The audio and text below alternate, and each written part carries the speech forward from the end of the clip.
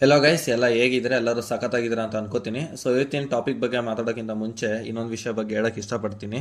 So ವಿಷಯ ಏನಪ್ಪ ಅಂದರೆ ವಿಷ್ಣು ಸರ್ ಅವ್ರ ಸಮಾಧಿನ ನೆಲಸಮ ಮಾಡಿದ್ದಾರೆ. ಸೊ ಇವಾಗ ಅದ್ರ ಬಗ್ಗೆ ಮಾತಾಡಿ ಏನು ಪ್ರಯೋಜನ ಇಲ್ಲ. ಆದರೆ ನಮ್ಮ KFI ಕನ್ನಡ ಫಿಲಮ್ ಇಂಡಸ್ಟ್ರಿ ಏನಿದೆ ಅದಕ್ಕೆ ಅವ್ರ ಕಡೆಯಿಂದ ಬೇಕಾದಷ್ಟು ಕೊಡುಗೆ ಸಿಕ್ಕಿದೆ.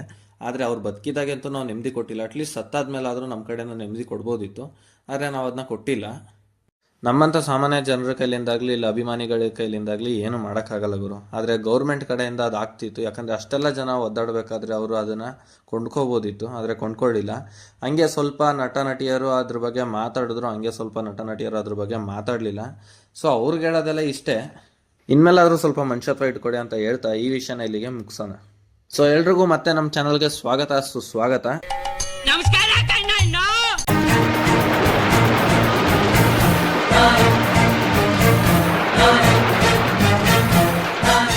ಇನ್ನೇನು ಗುರು, ತಮ್ಮನೇಲಿ ನೋಡಿ ನಿಮಗೆ ಅರ್ಥ ಆಗಿರುತ್ತೆ ನಾನು ಯಾರ ಬಗ್ಗೆ ಮಾತಾಡೋಕೆ ಬಂದಿದ್ದೀನಿ ಅಂತ. ಸೊ ನಾನು ಹೇಳೋದಿಷ್ಟೇ, ಸೌಜನ್ಯ ಕೇಸ್ ಬಗ್ಗೆ ಆಲ್ರೆಡಿ ಏನೇನೋ ಷಡ್ಯಂತ್ರಗಳು ನಡೆದೋಗಿದೆ. ಹಂಗೆ ಯೂಟ್ಯೂಬರ್ಸ್ ಮೇಲೆ ಹಲ್ಲೆ ಎಲ್ಲ ಮಾಡಿದ್ದಾರೆ.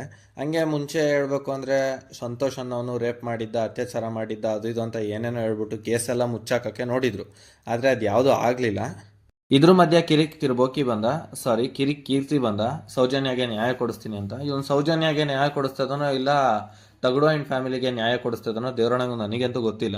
ಸೊ ಈ ಕಿರಿಕೀರ್ತಿ ಯಾರು ಅಂತ ನಿಮಗೆ ಆಲ್ರೆಡಿ ಗೊತ್ತಾಗಿರುತ್ತೆ. ಅವ್ರ ಹೆಂಡತಿ ಬಿಟ್ಟೋದಾಗ ಸೂಸೈಡ್ ಮಾಡ್ಕೊಳಕ್ಕೆಲ್ಲ ಹೋಗಿದ ಮಹಾಪುರುಷ ಇವನು. ನಿನ್ನ ಹೆಂಡತಿ ವಿಚಾರದಲ್ಲಿ ಡಿಪ್ರೆಷನ್ ಹೋಗಿ ಸೂಸೈಡ್ ಮಾಡ್ಕೊಳ್ಳೋ ಲೆವೆಲ್ಗೆ ಹೋಗಿದ್ದಂತ ಬೋಳಿ ಮಗನೇ. ಸೊ ಈ ಮಹಾಪುರುಷ ಸೌಜನ್ಯ ಅವ್ರಿಗೆ ಜಸ್ಟಿಸ್ ಕೊಡಿಸ್ತಾನಂತೆ. ಅದು ಯಾವ ತರ ಜಸ್ಟಿಸ್ ಕೊಡಿಸ್ತಾನೋ ದೇವ್ರಿಗೆ ಗೊತ್ತು.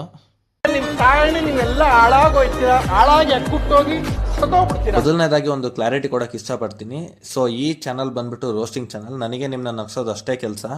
ಆದರೆ ಈ ವಿಡಿಯೋ ಮಾಡ್ತಿರೋದು ಒಂದೇ ಒಂದು ಉದ್ದೇಶಕ್ಕಾಗಿ, ಅಂದರೆ ಈ ಬೋಳಿ ಮಗ ಮಾತಾಡಿರೋ ಮಾತುಗಳಿಂದ ಪವಿತ್ರವಾಗಿ ಸತ್ತು ಸ್ವರ್ಗದಲ್ಲಿರುವ ಹೆಣ್ಣು ಮಗಳ ಮೇಲೆ ಅವಳದ್ದೇ ತಾಯಿ ಗ್ಯಾಂಗ್ ರೇಪ್ ಆಗಿದೆ ಅಂತ ಆರೋಪ ಮಾಡೋದಿದೆಯಲ್ಲ ಯಾವ. ಸೊ ಜನಗಳಿಗೆ ಗೊತ್ತಾಗಬೇಕು ಇವನ್ ಎಂತ ಕಚ್ಚಡ ನನ್ನ ಮಗ ಅಂತ.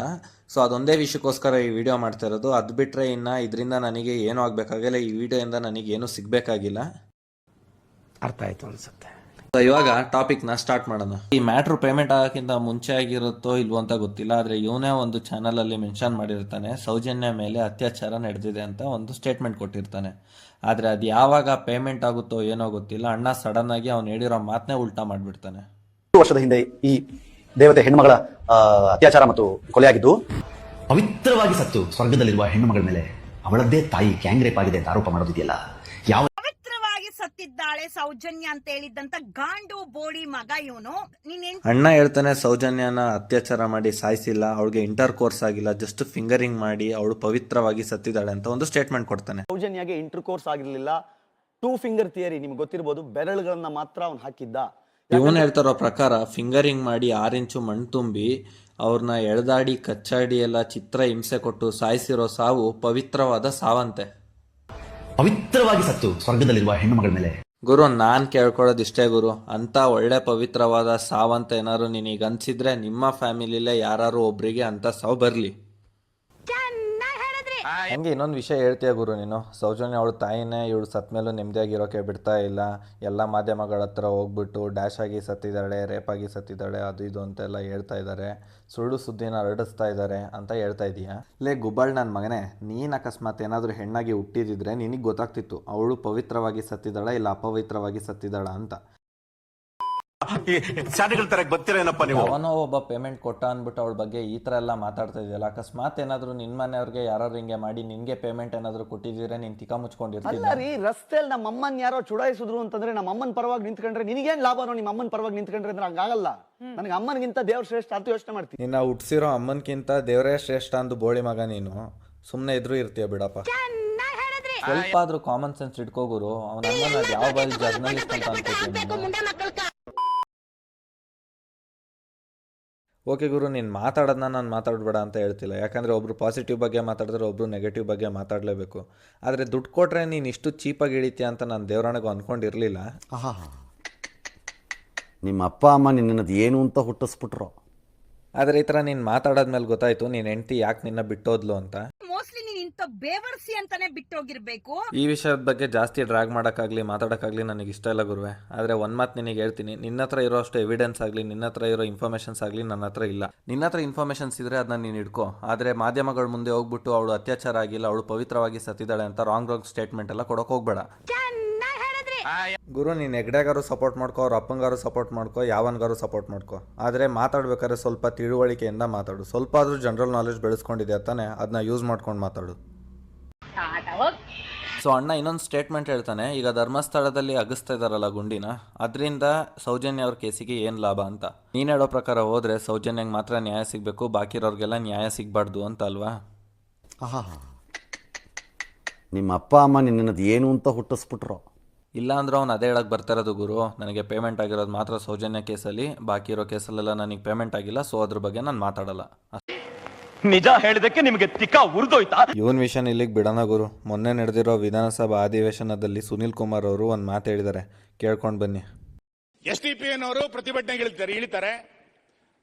ಇನ್ಯಾವುದೋ ದುಬೈನಲ್ಲಿರುವಂತ ಒಂದು ಚಾನಲ್ ಇದ್ರ ಬಗ್ಗೆ ಪ್ರಚಾರ ಮಾಡುತ್ತೆ, ಅಲ್ ಜಜೀರಾ ಚಾನಲ್ ಒಂದು ಪ್ರಚಾರ ಮಾಡುತ್ತೆ. ಅಲ್ಲೇನೋ ಹೆಣ್ಣು ಮಕ್ಕಳದು 100 ಹೆಣೆಗಳನ್ನ ಊತಿಟ್ಬಿಟ್ಟಿದ್ದಾರೆ ಅಂತೇಳಿ ಅವ್ರಿಗೇನ್ ಸಂಬಂಧ ಧರ್ಮಸ್ಥಳದ್ದು? ಕೇರಳದವರು ನಾವು ತನಿಖೆ ಮಾಡಬೇಕು ಅಂತೇಳಿ ಕೇರಳದವರಿಗೆ ಅನ್ಸುತ್ತೆ. ಏನ್ ನಡೆಸಿದಿರಿ ಮಾನ್ಯ ಅಧ್ಯಕ್ಷರೇ? ನಿಮ್ಮ ಕಷ್ಟ ಅರ್ಥ ಆಗುತ್ತೆ ಸುನಿಲಣ್ಣ, ಆದರೆ ಏನು ಮಾಡೋದು, ಬೇರೆ ನ್ಯೂಸ್ ಚಾನಲ್ ಅವರು ತಲೆ ಕೆಡಿಸ್ಕೊಂಡಿರೋ ಅಷ್ಟು ನಮ್ಮ ಕನ್ನಡ ನ್ಯೂಸ್ ಚಾನಲ್ಸ್ಗಳು ತಲೆ ಕೆಡಿಸ್ಕೋತಿಲ್ವಲ್ಲ. ಇದಕ್ಕೆಲ್ಲ ಕೇರ್ ಮಾಡಲ್ಲ, ಡೋಂಟ್ ಕೇರ್. ಇದೇ ವಿಷಯಕ್ಕೆ ಜನಗಳು ನ್ಯೂಸ್ ನೋಡೋದನ್ನ ಬಿಟ್ಬಿಟ್ಟು ಯೂಟ್ಯೂಬ್ ನೋಡೋಕೆ ಸ್ಟಾರ್ಟ್ ಮಾಡಿರೋದು. ಇವಾಗ ಮೇನ್ ಟಾಪಿಕ್ಕಿಗೆ ಬರೋಣ. ಅನಾಮಿಕಾ ಅನ್ನೋನು ಇಲ್ಲಿವರೆಗೂ ಯಾವುದೇ ನ್ಯೂಸ್ ಚಾನಲಿಗೆ ಕಾಣಿಸ್ಕೋತಾ ಇರಲಿಲ್ಲ. ಆದರೆ ಮೊನ್ನೆ ಅವನ ಹತ್ರ ಇಂಡಿಯಾ ಟುಡೇ ಅನ್ನೋ ನ್ಯೂಸ್ ಚಾನಲ್ ಅವರು ಹೋಗ್ಬಿಟ್ಟು ಅವ್ನು ಊತಾಕಿರೋ ಹಣಗಳ ಬಗ್ಗೆ ಕೇಳ್ತಾರೆ. 1994ರಿಂದ 2014ವರೆಗೂ ಇಲ್ಲಿ ಕೆಲಸ ಮಾಡಿದ್ರಿ. ನಿಮ್ಮ ಕಂಪ್ಲೇಂಟಲ್ಲಿ ಏನು ಉಲ್ಲೇಖ ಮಾಡಿದ್ದೀರಾ ಸರ್? ಕಂಪ್ಲೇಂಟ್ ಅಲ್ಲಿ ಡೆಡ್ ಬಾಡಿಗಳನ್ನ ತೆಗಿಬೇಕು ಅಂತೇಳಿ ಉಲ್ಲೇಖ ಮಾಡಿದ್ದೇನೆ. ಈಗ ತೆಗಿತಾ ಇದ್ದೇವೆ. ಕೆಲವೊಂದು ಜಾಗ ಎಲ್ಲ ಮಿಸ್ ಮ್ಯಾಚ್ ಆಗಿದೆ. ಅಂದ್ರೆ ಎಲ್ಲ ನಾವು ಹಾಕಿದ ಜಾಗದಲ್ಲಿ ಸ್ವಲ್ಪ ರೋಡ್ಗಳೆಲ್ಲ ಆಗಿನ ಇದಕ್ಕೂ ಈಗಿನ ಇದಕ್ಕೂ ವ್ಯತ್ಯಾಸ ಬರ್ತಾ ಉಂಟು. ಆಗ ಹಳೆ ರೋಡ್ ಇತ್ತು, ನಾವು ಹಾಕಿದ್ವಿ, ಗುರ್ತು ಮಾಡಬಹುದು.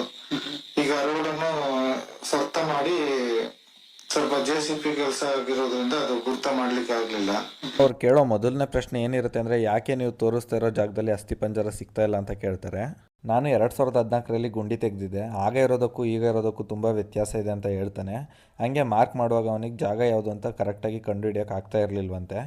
ಹಾಗೆ ರತ್ನಗಿರಿ ಬೆಟ್ಟದಲ್ಲಿ ಮಾಡಿರೋ ಪಾಯಿಂಟ್ ಬಗ್ಗೆ ಕೇಳಿದಾಗ ಅವನು ಹೇಳ್ತಾನೆ, ಕೇರಳದ ಮಹಿಳೆನ ಊತು ಹಾಕಿದ್ದೀನಿ ಅಲ್ಲಿ, ಆದರೆ ಅಲ್ಲಿ ಕೂಡ ವಿಪರೀತ ಮಣ್ಣು ಹಾಕಿದ್ದಾರೆ, ಆ ಕಾರಣದಿಂದ ಪತ್ತೆ ಹಚ್ಚಲು ಸಾಧ್ಯವಾಗುತ್ತಿಲ್ಲ ಅಂತ ಈ ಥರ ಒಂದು ಸ್ಟೇಟ್ಮೆಂಟ್ ಕೊಡ್ತಾನೆ ಅವನು. ಹಾಗೆ ಮೇಯ್ನ್ ಆಗಿರೋ ನೇತ್ರಾವತಿ ದಡದಲ್ಲಿ 70ಕ್ಕೂ ಹೆಚ್ಚು ಶವಗಳನ್ನು ಊತಿದ್ದೇನೆ ಅಂತ ಅವನೇ ಸ್ಟೇಟ್ಮೆಂಟ್ ಕೊಟ್ಟಿರ್ತಾನೆ. ಆದರೆ ಅವನ್ನ ಕೇಳಿದ್ರೆ ಅಲ್ಲಿ ಕೂಡ ಕೆಲಸ ಆಗಿದೆ, ಆದರೆ ಇತ್ತೀಚೆಗಷ್ಟೇ ಗೊತ್ತಾಯಿತು ಅಲ್ಲಿ ಪ್ರವಾಹ ಆಗಿದೆ ಅಂತ, ಅದಕ್ಕೆ ನನಗೆ ಸಿಗಲಿಲ್ಲ. ಹಾಗೆ ಇದನ್ನು ಹೇಳಿದವರು ಗ್ರಾಮ ಪಂಚಾಯಿತಿ ಅವರಲ್ಲ, ಮೇಲ್ವಿಚಾರಕರು. ನನ್ನ ಮೇಲ್ವಿಚಾರಕರು ಹೇಳಿದ್ದಕ್ಕೆ ಅಷ್ಟೇ ನಾನು ಈ ಥರ ಕೆಲಸ ಮಾಡ್ತಿದ್ದೆ ಅಂತ ನೀಟಾಗಿ ಹೇಳ್ತಾನೆ. ಇಷ್ಟು ವಿಷಯನ ಅವ್ರ ಹತ್ರ ಹಂಚ್ಕೊಂಡಿರ್ತಾನೆ ಗುರು. ಆದರೆ ಇದೆಲ್ಲ ಸತ್ಯನೋ ಸುಳ್ಳೋ ನನಗಂತೂ ದೇವರಣೆಗೂ ಗೊತ್ತಿಲ್ಲ. ನಾನೇನಾದರೂ ತಪ್ಪು ಮಾಡ್ತಾಯಿದ್ದೀನಿ ಅಂತ ಅನಿಸಿದ್ರೆ ದಯವಿಟ್ಟು ಕಮೆಂಟ್ ಸೆಕ್ಷನಲ್ಲಿ ತಿಳಿಸಿ. ಹಂಗೆ ಮುಂದಿನ ವಿಡಿಯೋದಲ್ಲಿ ಸಿಗೋಣ. ಅಲ್ಲಿವರೆಗೂ ಟೇಕ್ ಕೇರ್, ಬಾಯ್ ಬಾಯ್. ಮಧ್ಯಾಹ್ನ ತಕ್ಷಣ ಗುಡುಗು ಮಿಂಚು ಬರ್ತಿದೆ.